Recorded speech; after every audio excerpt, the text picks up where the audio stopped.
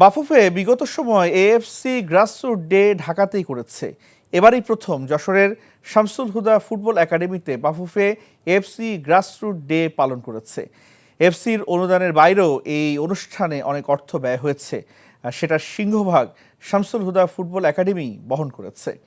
দেশের অনেক একাডেমি থেকে ৮ থেকে ১৪ বছর বয়সী ৬ শতাধিক ফুটবলার গ্রাসরুটস ফুটবল ডে ও বিশ্ব ফুটবল সপ্তাহে অংশ নিয়েছেন।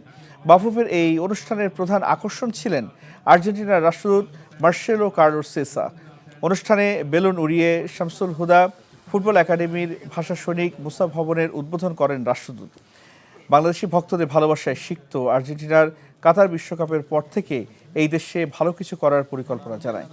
বাফুফের সভাপতি তাবিদ তাওয়াল জানান, দেশের ফুটবলের উন্নয়নে চুক্তি রয়েছে আর্জেন্টিনার সঙ্গে।